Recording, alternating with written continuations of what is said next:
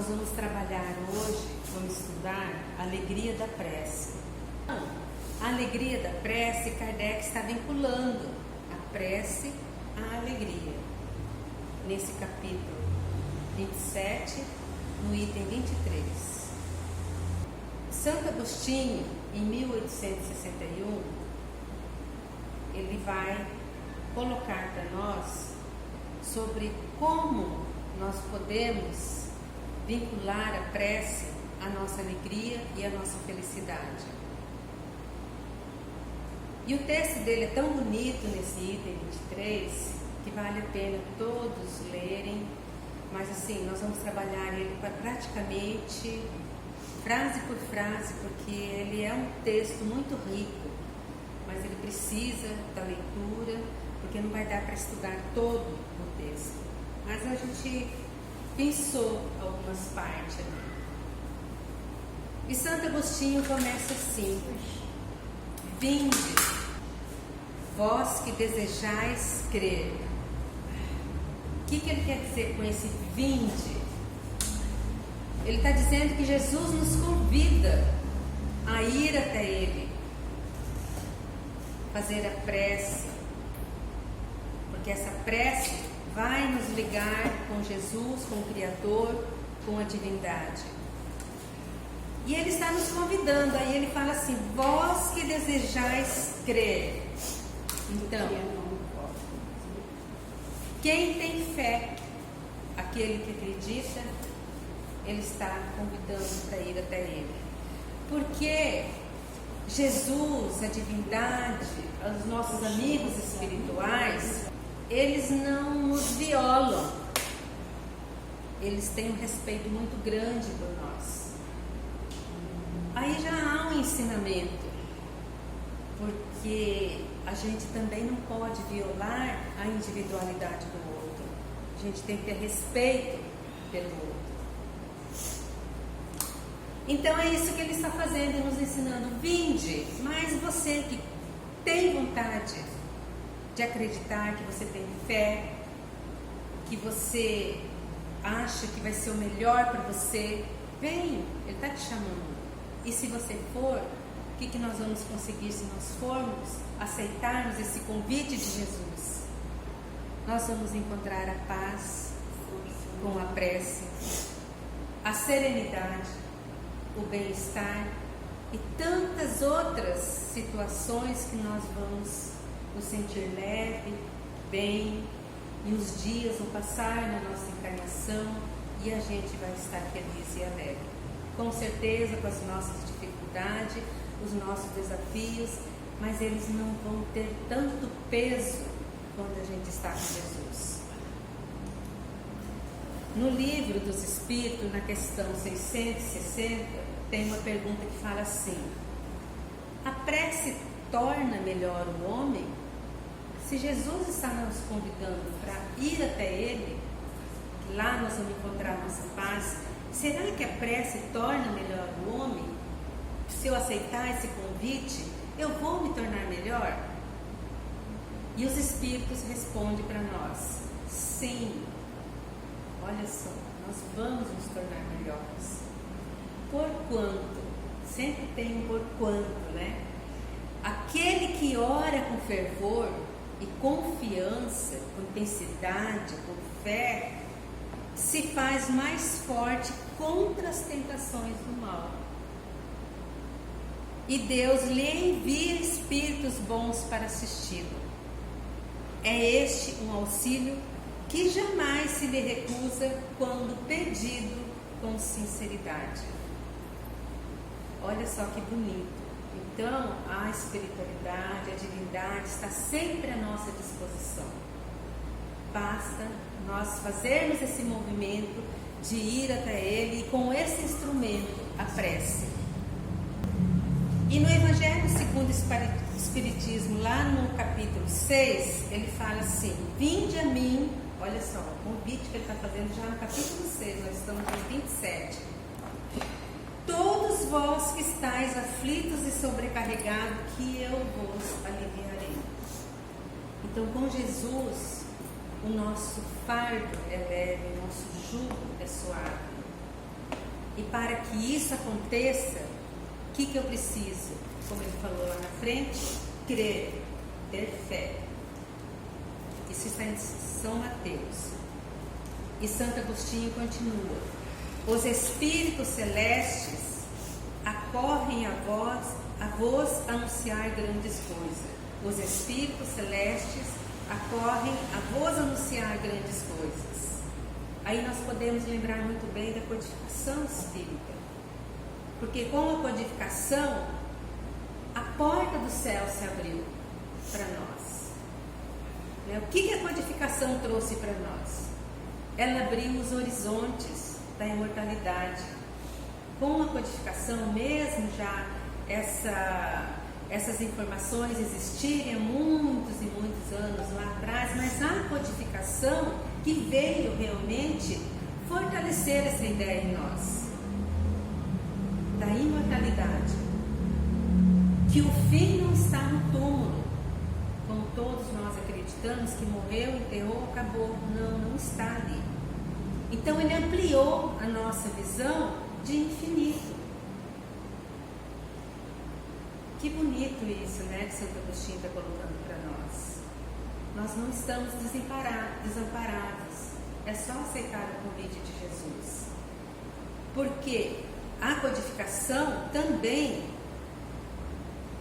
nos trouxe a informação dessa interação com o mundo espiritual. Então, muitas vezes, quando desencarnam parentes nossos, amores nossos, famílias, amigos, nós sofremos muito, dói no nosso coração, porque a pessoa está saindo daqui. Mas se nós tivéssemos realmente a fé e acreditar que essa interação com o mundo espiritual ela existe, a dor seria amenizada, o sofrimento não existiria tanto, porque eu teria certeza que qualquer hora ele pode estar perto de mim, ela, ele, quem for, está ali, só não tem corpo, só não tem essa veste. Mas nós sofremos, se sofremos, é porque ainda a fé não está bem firme no nosso coração. E a codificação ela ampliou a nossa visão sobre a presença amorosa do amparo dos espíritos queridos. Então eles nunca vão nos deixar desamparados. Quem se afasta desse amparo somos nós, com os nossos pensamentos, porque os espíritos queridos eles vão estar perto de nós se nós tivermos pensamentos bons, palavras boas, comportamentos bons, atitudes que engrandecem o homem de bem, como nós estudamos aqui já. E Kardec traz também na codificação que ao desencarnar daqui da Terra, nós não vamos ficar sem fazer nada. Na espiritualidade existe trabalho, né? Existe vida, estão todos vivos. Isso é fé. Acreditar que lá existe trabalho e acreditar que existe vida. Então ele traz essas mensagens, esse ensinamento, que a prece é uma via de amor, de acreditar e ter fé. Olha que bonito que ele trouxe para nós. Se nós acreditamos no Espiritismo hoje, é porque nós temos esses emblemas, esses instrumentos, esses símbolos para que o nosso coração seja aliviado. É o Consolador. Ele veio para nos consolar. E a questão 495 do Livro dos Espíritos, ele pergunta assim: poderá dar-se que o Espírito protetor abandone o seu protegido por se lhe mostrar este rebelde aos conselhos? Porque se Kardec está dizendo para nós na codificação que nós temos o amparo dos nossos amigos espirituais, dos nossos benfeitores, será que ele nos abandona? É uma pergunta que também, né, a gente se questiona muito. Mas os espíritos têm uma resposta bem longa nessa questão.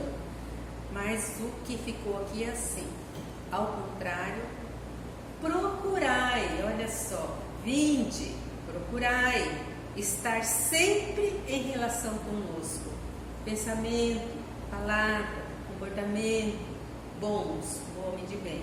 Sereis assim mais fortes e mais felizes. Então, quando eu tenho um desafio na minha vida, que eu me entregue à prece de coração, de sentimento puro, de verdadeiro pensamento, de verdadeiro querer que eles nos ajudem.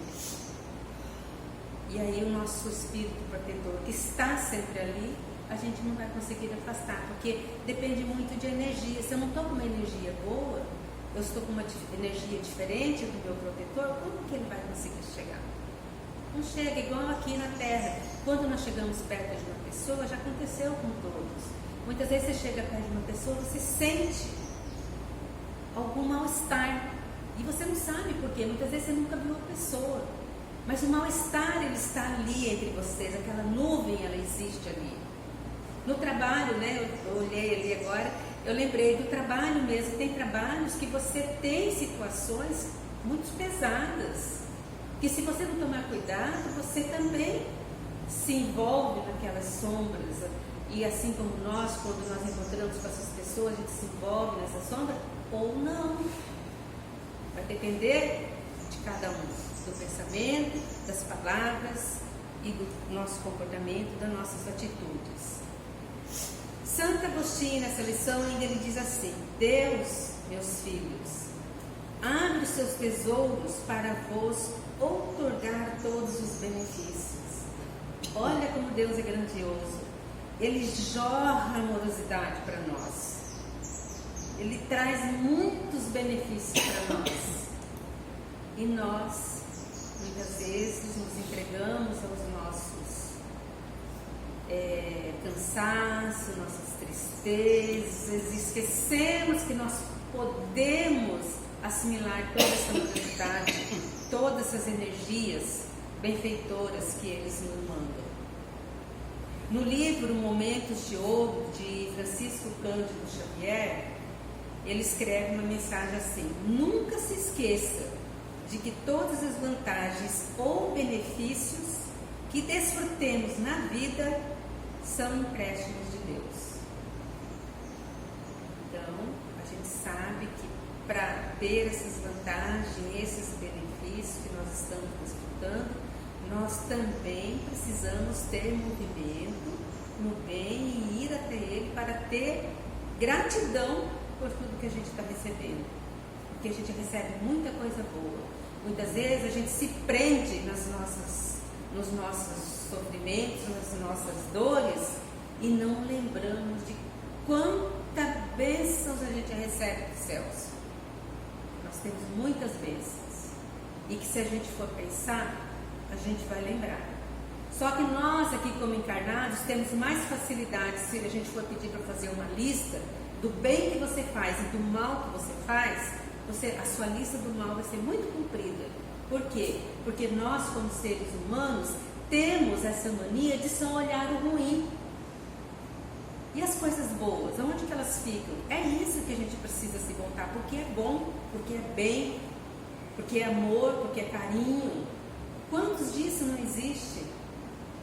E Santo Agostinho fala também: homens incrédulos, se soubesses quão grande bem faz a fé ao coração e como induz a alma ao arrependimento, é a prece, a alegria da prece, a fé, a prece, o bem-estar.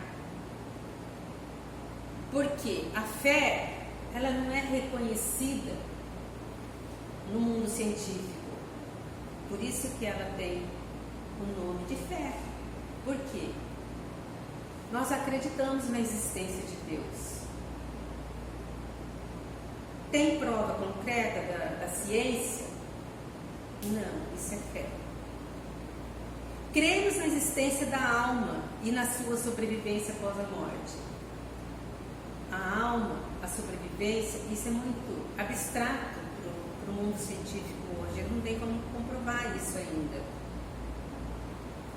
Mas nós acreditamos Se nós acreditamos, nós vamos ser mais alegres e mais felizes, e é sinal de que a nossa fé está firme, que a nossa crença ela existe. Cremos na possibilidade do Espírito se comunicarem com os vivos. Nós acreditamos realmente nisso? Muitas vezes um ente querido quer conversar com a gente, se manifestar para nós, a gente duvida. Ele fica triste lá do outro lado. Poxa, nem me reconheceu, acha que não existe, e ele está ali, do seu lado. Nós acreditamos na reencarnação. O grupo científico, eles ainda não comprovaram a reencarnação. Então a fé é um símbolo para nós, porque ainda é assim, colocada como fé, porque ela não tem comprovação científica. Ela é uma crença não baseada em evidências. E a fé é um meio de demonstrar as realidades que não se veem. E a ciência ainda, ela trabalha só com o concreto, com o que ele vê. E nós que temos fé, que acreditamos, a gente tem o quê? Essa realidade que ainda não se vê. Por isso a nossa dúvida. Porque quando nós somos muito razão e queremos acreditar só no concreto, aí nós vacilamos na nossa fé e na nossa crença. Porque a gente quer aquilo que a gente pega, sendo que a gente não pega em Jesus. E Ele é a nossa luz, é a nossa vida. Se for um processo de mediunidade, de efeito físico, pode até ser, né? Porque aconteceu isso com Jesus e o apóstolo, né? Ele estava lá, ele deixou tocar nele. Mas isso é muito difícil, isso é 1 em 1000, em 10.000, né? Então, a nossa fé é isso. Quando você vê seu pai, sua mãe, seus irmãos, seus amores que já desencarnaram, muitas vezes, se você for tocar, sua mão vai passar no gás. Você não vai sentir. Mas o efeito físico, que é muito difícil, você pode sentir. Fé e crer para isso acontecer. Essas situações da fé estão no Evangelho segundo o Espiritismo, no capítulo 19. Então a fé, ela nos leva a mudanças necessárias. Ela abre campo para nós, para perceber o que precisa ser modificado em nós. Ela nos induz à prece, porque se eu tenho fé, eu me entrego à prece, porque eu sei que eu vou receber a ajuda, o auxílio da espiritualidade. A prece vai me ligar ao divino, a Jesus, a espiritualidade amiga. É essa ligação, é esse contato sutil. Mas muitas vezes eu recebo a resposta muito rápida, e muitas vezes eu não recebo resposta ainda, porque posso não estar preparada para solucionar aquele problema de momento. Mas eu tenho consolo, porque parece que quando eu faço a minha prece, eu peço pelas minhas dificuldades, elas não vão sair dali, eu vou ter que enfrentá-las. Mas o meu ombro fica mais leve. Eu fico mais fácil para achar as soluções. Parece que as portas vão se abrindo, o rio vai correndo e eu vou resolver as questões. E quando eu resisto, quando eu fico muito rígido, como é complicado a gente solucionar o problema. E muitas vezes você dorme e no outro dia você acorda e está tudo certo. Quantas vezes já não aconteceu isso também? Por quê? Porque você deitou, dormiu e relaxou. Você saiu daquela rigidez. Então a fé, ela nos leva à autoeducação. Ela leva a nós nos olharmos e entender o nosso íntimo, o nosso interior. Porque quando eu entro em momento de prece, é um momento de meditação interna, onde eu começo a me entender, a ver as coisas que eu tenho de bem e ver as coisas que eu preciso modificar e ressignificar na minha vida. E Santo Agostinho continua assim: a prece, como são tocantes as palavras que saem da boca daquele que ora. Chico falava, acho que foi Chico que falou isso, que se todo mundo soubesse que uma prece da mãe ali escancar as portas do céu, por que nós não podemos também, com o nosso amor, com a nossa crença, fazer com que a nossa fé, a nossa prece também possa ser atendida pelos nossos amigos, pela divindade, por Jesus? Ele está falando, bem, acredite, tenha fé, depende de nós, do nosso movimento. A prece é o orvalho divino que aplaca o calor excessivo das paixões. Então vamos imaginar um orvalho, uma manhã, numa floresta, numa mata gostosa, aquele ar gostoso que a gente passa, que a gente vê aquelas folhas pingando, aquelas aguinhas gostosas, os pássaros cantando, a cachoeira fazendo o movimento dela e o som dela de águas caindo. Vamos imaginar que nós estamos num lugar desse orvalho divino. Vamos colocar muito mais acima disso para a gente entender o que é esse orvalho divino, o que a prece nos proporciona. 10 milhões, 20 milhões mais peso em cima desse sentimento, porque o nosso sentimento, o nosso sentir aqui, ele é muito básico ainda, mas com a divindade isso ele transborda e nós sentimos toda aquela emoção que nós já sentimos quando fazemos prece. Cada um de nós já tivemos um momento assim, de nos sentir sublime quando estamos fazendo uma prece. Segundo estudos de cientistas da Universidade Duke dos Estados Unidos, o exercício da fé reduz o estresse psicológico e faz com que os fiéis vivam em média de 7 a 14 anos a mais do que as demais pessoas que não têm esse hábito. Por isso, a oração é essencial nesse processo, por trazer elementos de calmaria e serenidade à vida das pessoas.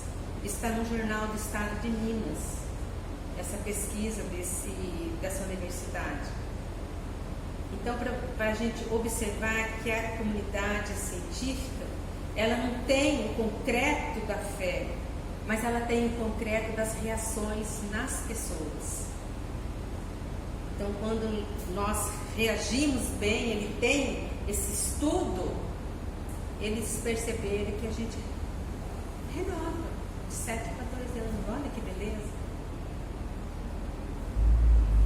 Por isso, a oração também é essencial. E ele fala que a prece é a filha primogênita da fé. Ela nos encaminha para a senda que conduz a Deus. É como se fosse uma bússola a prece. Ele te mostra o caminho que você tem que chegar à divindade. E isso te traz essa sensação maravilhosa, essa alegria, esse bem-estar. Quando a gente está em contato com Jesus, com Deus, nós podemos. Santo Agostinho está falando aqui para nós. Vem, Jesus está convidando, vem sentir isso comigo. Aqui você está em paz, aqui você vai ter serenidade e harmonia. Ele não vai tirar os nossos problemas, mas nós vamos nos sentir bem.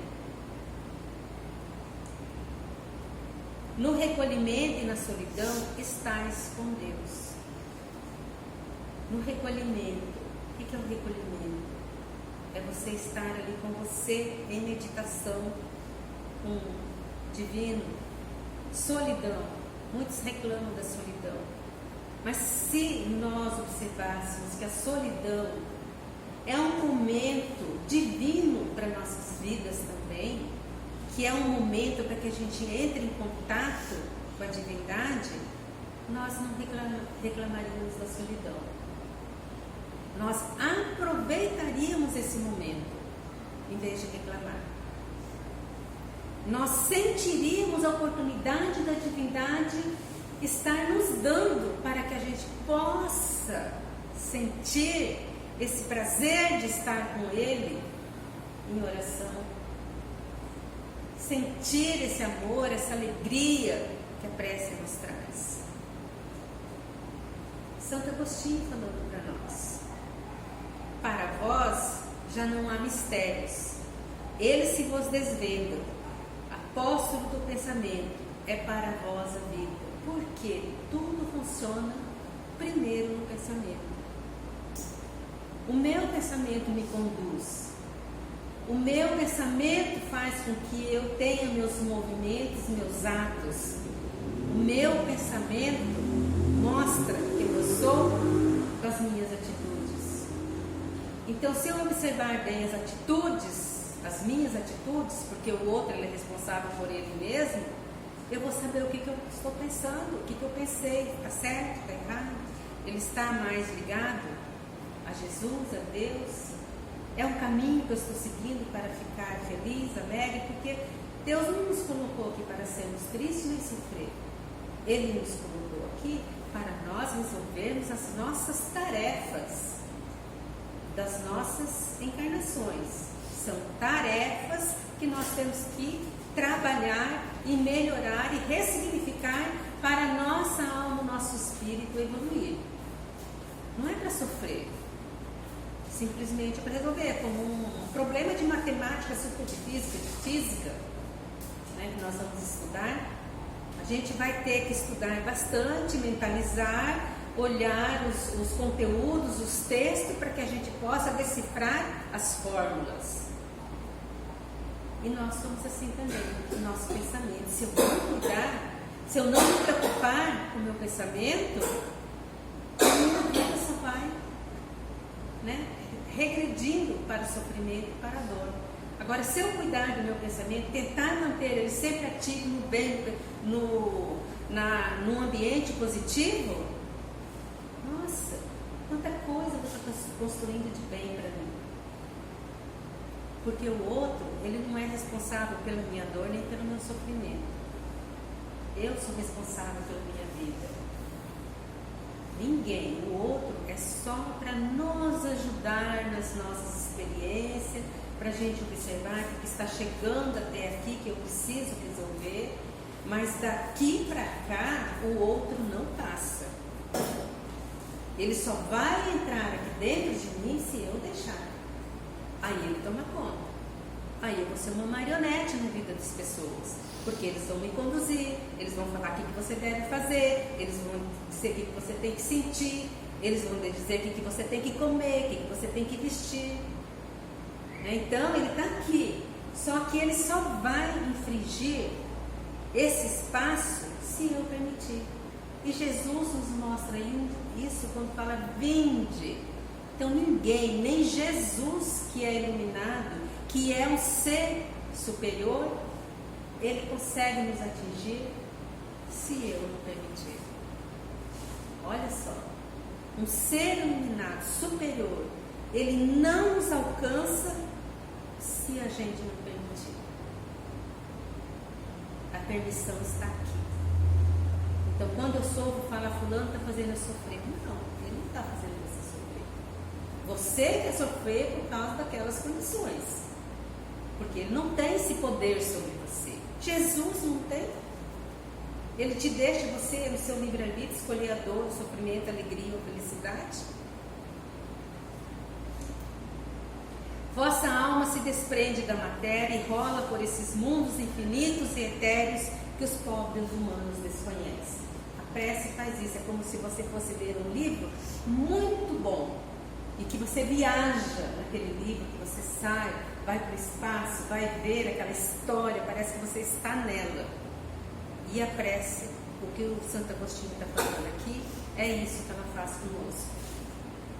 Nós vamos viajar, nós vamos para lugares bonitos, gostosos, de luz. Nós vamos nos sentir bem e vamos voltar muito mais fortes para viver aqui na Terra. Ele termina assim: avançai, avançai pelas veredas da prece e ouvirei as vozes dos anjos. Olha só, que harmonia! Já não são o ruído confuso e os sons estrídulos da terra, são as liras dos arcanjos, são as vozes brandas e suaves dos serafins, mais delicada do que as brisas matinais, quando brincam na folhagem dos vossos bosques. Por entre que delícias não caminhareis, a vossa linguagem não poderá exprimir essa aventura. Tão rápida entre ela por todos os vossos poros, tão vivo e refrigerante, é um manancial em que, orando, se bebe.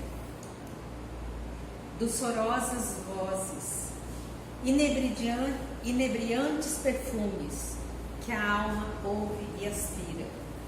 Quando se lança a essas esferas desconhecidas e habitadas pela prece, sem mesclas de desejos carnais, são divinas todas as aspirações.